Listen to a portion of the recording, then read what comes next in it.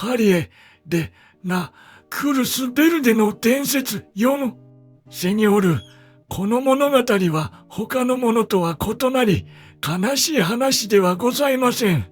互いに愛し合い、結ばれて、亡くなるまで共に幸福に暮らした紳士と令嬢の喜ばしい物語でございます。そして、この紳士が幸福のあまり、彼にあの日希望をもたらした合図を見たバルコニーの下、自宅の角に、今もそこに残っている、この大きな緑の十字架、クルス・ベルデを石で彫らせたのでございます。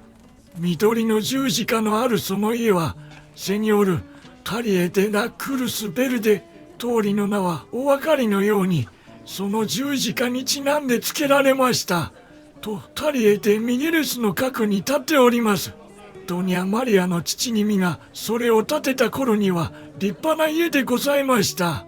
今では古く、傷み、十字架の上の壁欄に立っていた聖人像もなくなってしまいました。けれども、そこには素晴らしいプルキリア、プルケ酒場がございますよ。セニョール、ラ、エロいな、と申しまして、一年中毎朝、最上の新鮮なプルケが手に入るのでございます。セニョール、この件がいつ起きたか私は存じません。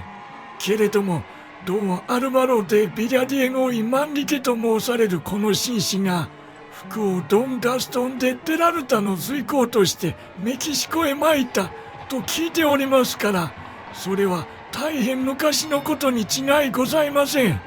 このドン・アルバロは大変ハンサムな紳士でいらっしゃいました。背が高く、ほっそりとし、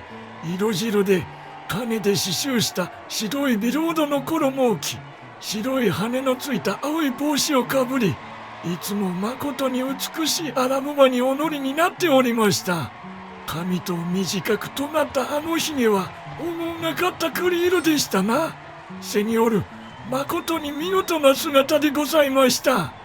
ある日のこと、彼がアラブマで外気を吸っておりました。何かしらの祝祭が催されておりましたので、上等な衣を一式まとっておりました。それで彼は気取った足取りでカリエ・デ・ミゲレスを下ってまいりますと、その角の家、今、緑の十字架があるあの家のバルコニーで、品のある身なりの雪のように白く美しい若い令嬢を見たのでございます。彼はその瞬間、彼女に恋してしまいました。彼女もまた、とくと良きしつけのゆえに表には出しませんでしたが、その瞬間、彼に恋をいたしました。それから彼は問い合わせて、彼女のお名前がドニャ・マリア・デ・アルダラ・フエンテイ・セグラと申されることを知りました。それで彼は彼女と結婚することを決意しました。それで毎日、彼は彼女のバルコニーの前を馬で通り、愛に満ちた瞳で見上げていたのでございます。ドニャ・マリアはと申せば、大層良きしつけを受けておりまして、両親も彼女を厳しく見張っておられましたから、彼女が答えの合図を返すまでには長い時を要しました。そしてそのために、セニョール、彼女は心の内で彼をますます親しく愛したのでございます。それから、長い時の終わりに、ドニャ・マリアの母君が病に伏されたのでございます。それで彼女に対する見張りが緩くなり、ドン・アルバロは彼女の手元に手紙を届けることができたのでございます。その手紙の中で、彼女が愛を授けてくれるよう懇願いたしました。そして彼は手紙の中でこう申しました。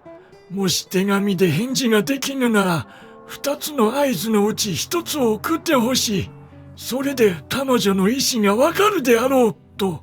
もし彼を愛していないのなら、乾いたヤシの輪の十字架をバルコニーの欄干にかけてくれ。その乾いた十字架を見たならば、間違いなく自分はその日のうちに死ぬであろう、と彼は申し添えました。けれども彼女が彼を愛しているなら、緑のヤシの葉の十字架をバルコニーの欄干にかけてくれ。その緑の十字架を見たならば、自分の生涯にわたる天上の完全な幸福について、彼女からの真の約束が与えられたと知るのだ、と申したのでございます。ドニャ・マリアはエディですから、セニョール、いかなる十字架もすぐにはバルコニーの欄干におかけにならず、何日かを過ごしました。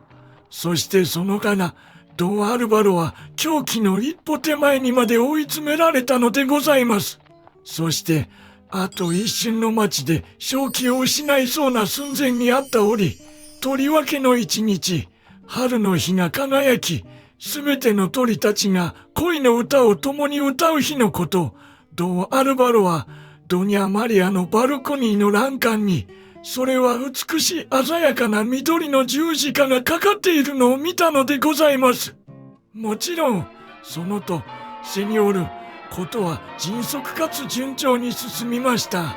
立派な仲介をしてくださった聖職者、ドン・アルバロの友であり、また同時にドニャ・マリアの両親の友でいらしたお方のおかげで、すべての障害が急ぎ取り除かれ、ドニャ・マリアのバルコニーの欄干に緑の十字架がかかってからわずか2週間後、その2週間はドン・アルバロには永遠に思えましたが、しかしこのような件において、レディが準備するに要する最小の時でございます。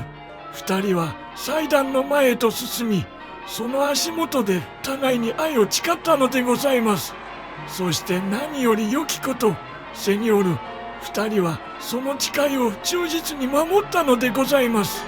そして喜ばしく結ばれた折、ドン・アルバロはこの石の緑の十字架、